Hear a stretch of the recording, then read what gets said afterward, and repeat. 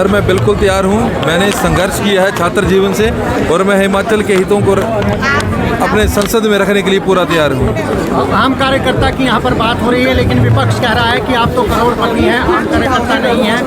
इस तरीके के आरोप मैं आपको बताना चाहूँगा, मेरे पिताजी 79 में एक क्लास कॉन्ट्रैक्टर थे, जब वो जिला कांगड़ा के पहले एक क्लास कॉन्ट्रैक्टर थे। और मैं बताना चाहूँगा 82 में मेरे पिताजी ने जब गैमन इंडिया यहाँ पे पुल बनाती थी, मेरे पिताजी ने एक हिमाचली होने के नाते जो 80 मीटर लंबा 1982 में जब मैं 4 साल का था।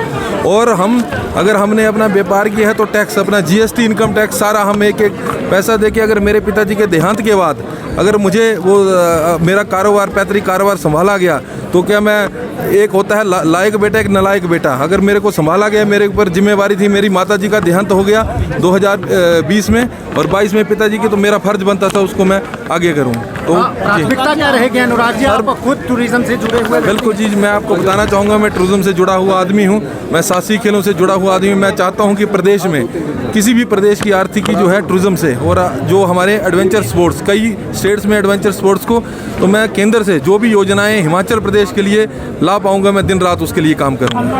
आपके लिए चुनौतियाँ अभी से शुरू हो गई हैं। धर्मशाला ने किसी ने आपकी सदस्यता को चुनौती देते हुए कहा है, आपने अपने एफिडेविट में संपत्तियाँ छुपाई हैं अपनी। देखिए, मैं आपको बताना चाहूँगा, जो हम सरकारी ठेका, हमारी तो सारी पेमेंट जो है वो सारी हमें चेक के माध्यम से आती है, उसमें पूरा GST लगता है, इनकम टैक्स। आप देखिए क्या हमारे इनकम टैक्स देने में कोई कमी रही है, उसमें कमी रही, और हमारी बैलेंस शीट उसके साथ अटैच है। जिसको कोई आपत्ति है वो जिस मर्जी उसमें जाएं। मैं आपको बता चुका हूँ, मैं बाबा भोलेनाथ का भक्त हूँ और मेरी नीयत साफ है और मेरे किसी भी कागज में कोई त्रुटि नहीं है। सर मैं बिल्कुल तैयार हूँ। मैंने संघर्ष किया है छात्र जीवन से और मैं हिमाचल के हितों को अपने संसद में रखने के लिए पूरा तैयार हूँ।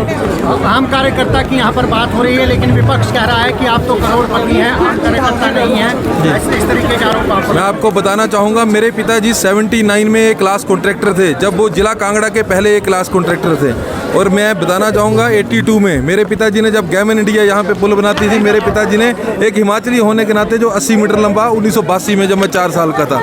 और अगर हमने अपना व्यापार किया है तो टैक्स, अपना GST इनकम टैक्स सारा हम एक एक पैसा दे के, अगर मेरे पिताजी के देहांत के बाद अगर मुझे वो मेरा कारोबार पैतृक कारोबार संभाला गया, तो क्या मैं एक होता है लायक बेटा, एक नालायक बेटा, अगर मेरे को संभाला गया, मेरे ऊपर जिम्मेवारी थी, मेरी माताजी का देहांत हो गया 2020 में और 22 में पिताजी की, तो मेरा फर्ज बनता था उसको मैं आगे करूँ। तो प्राथमिकता क्या रहेगी अनुराग जी? आप खुद टूरिज्म से जुड़े हुए? बिल्कुल जी, मैं आपको बताना चाहूँगा, मैं टूरिज्म से जुड़ा हुआ आदमी हूँ, मैं साहसी खेलों से जुड़ा हुआ आदमी हूँ। मैं चाहता हूँ कि प्रदेश में किसी भी प्रदेश की आर्थिकी जो है टूरिज्म से, और जो हमारे एडवेंचर स्पोर्ट्स, कई स्टेट्स में एडवेंचर स्पोर्ट्स को, तो मैं केंद्र से जो भी योजनाएं हिमाचल प्रदेश के लिए ला पाऊंगा, मैं दिन रात उसके लिए काम करूँगा।